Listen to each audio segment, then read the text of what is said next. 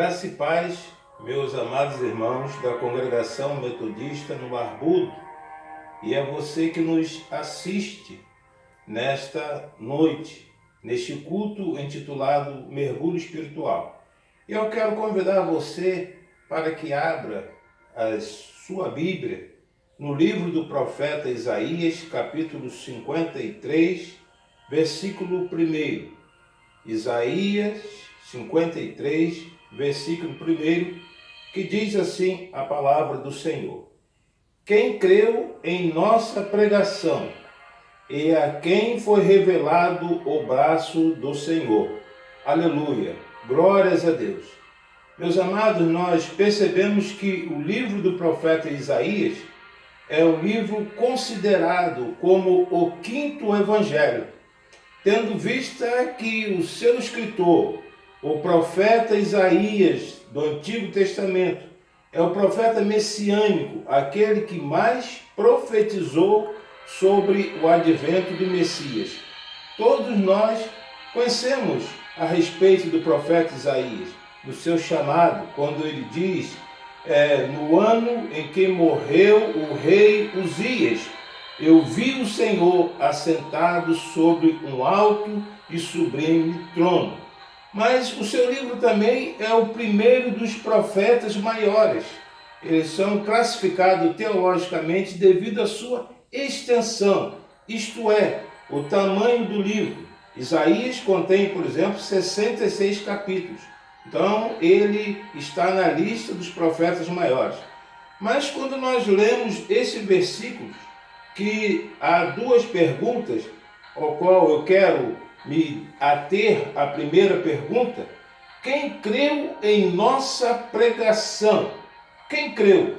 Esse capítulo, depois de tudo abordado anteriormente, como no capítulo 51, onde o Senhor, pelo profeta, convoca o seu povo a atender, a escutar, porque perto está a minha justiça e salvação.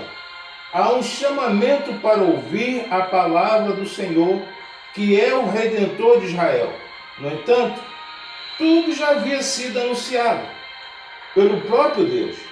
O texto em Hebreus diz: havendo Deus outrora falado muitas vezes e de muitas maneiras, dando início assim à extensa lista de profecias sobre o Redentor, onde a semente da mulher feriria a cabeça da serpente, a saber, Satanás, a antiga serpente, e restauraria o domínio do homem.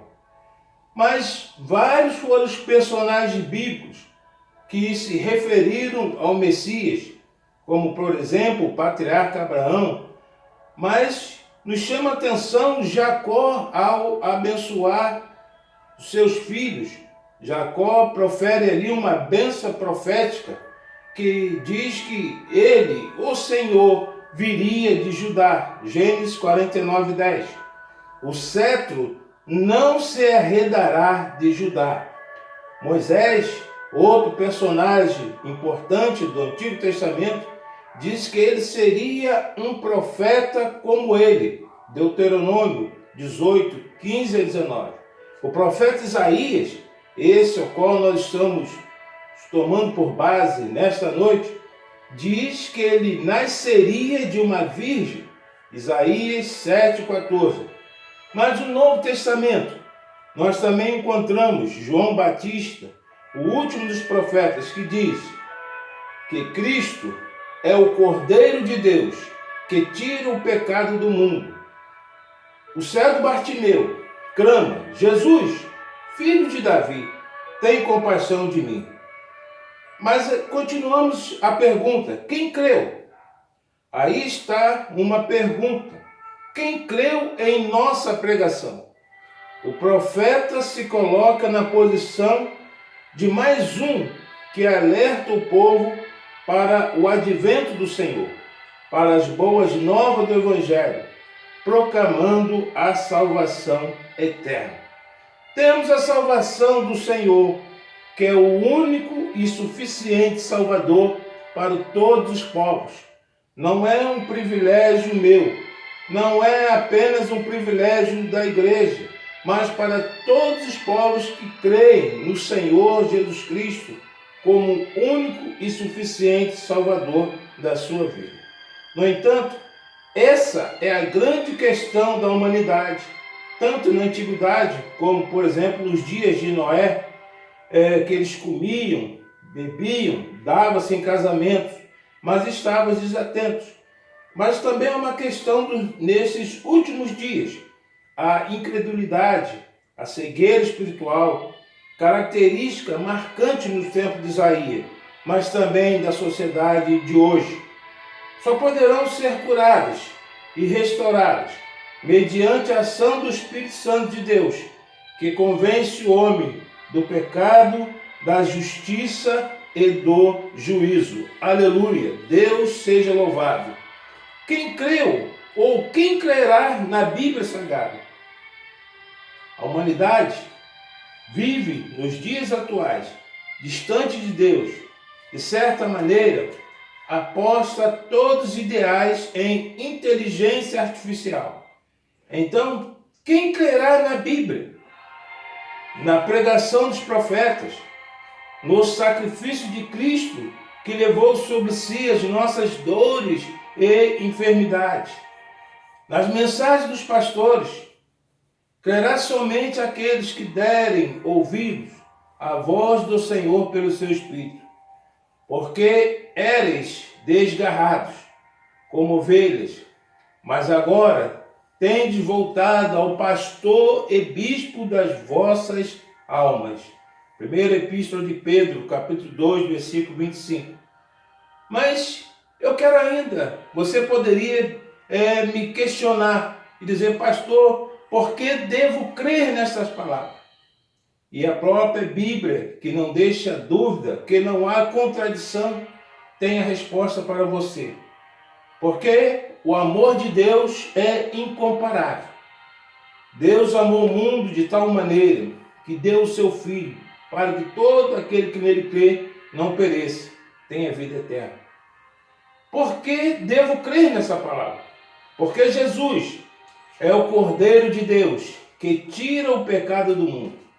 Tínhamos uma dívida impagável, mas Jesus, sendo a própria oferta oferecida a Deus, o sacrifício perfeito e eternal, pagou a nossa dívida. Mas por que eu devo crer nessa palavra? Porque ele, Jesus, foi obediente até a morte e morte de cruz.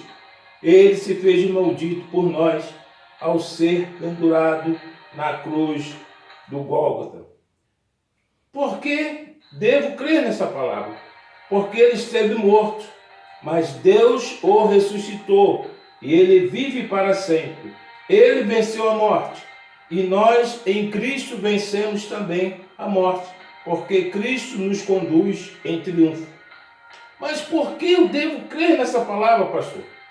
Porque ele é o único caminho que nos conduz a Deus. Ninguém vem ao Pai senão por mim. Ele não diz que ninguém vai, ele diz que ninguém vem ao Pai senão por mim. Ele também é a verdade, uma verdade absoluta e eterna. Essa verdade que o homem desconhece, a não ser se for revelado pelo Espírito de Deus. O céu e a terra passarão, mas as minhas palavras não passarão. Isso nos afirma que mesmo em um mundo pós-moderno, Cristo é supremo. E eu estou já encerrando esta breve mensagem para o seu coração nesta noite, para que você possa ter uma reflexão. E eu quero concluir essa série de perguntas. Por que devo crer nessa palavra? Porque essa é a lógica do Evangelho. Jesus, o único homem completamente justo, tomou sobre si nossos pecados e suportou o castigo que merecíamos. Dessa maneira, nos outorga a plena reconciliação com Deus. Seu braço forte É a segunda pergunta. Simboliza o poder do Messias, já revelado com a pregação do Evangelho da nossa salvação. Somente Jesus, que suportou o castigo que nós merecíamos, ele nos outorgou a plena reconciliação com Deus. Nós fomos absolvidos dos nossos pecados por Cristo Jesus, o eterno Salvador para todos os povos. Eu quero orar por você nesse momento para que o Senhor fale aos seus corações através desta palavra. Pai, nós te louvamos, Senhor. Te agradecemos porque o Senhor é bom e a sua misericórdia dura para sempre. Assim como o cego Bartimeu clamou: Jesus, filho de Davi, tem compaixão de mim. Nós clamamos, Senhor, para que o Senhor tenha compaixão das nossas vidas, para que o Senhor tenha compaixão, Senhor, desses povos que ainda estão distantes do Senhor como ovelha desgarrada. Mas conceda, Senhor, um tempo oportuno para que elas também façam parte das ovelhas do seu aprisco. Por isso, Senhor, nós, como Isaías, perguntamos: quem creu em nossa pregação? Mas o Senhor tem a resposta, pois o Senhor conhece a todos que um dia farão ou faz parte do seu aprisco, para a honra e glória do teu santo nome. Senhor, abençoa a nossa igreja do Barbudo e todos os demais que possam essa palavra chegar aos corações. E que Deus ricamente vos abençoe. Em nome do Senhor Jesus. Amém e amém.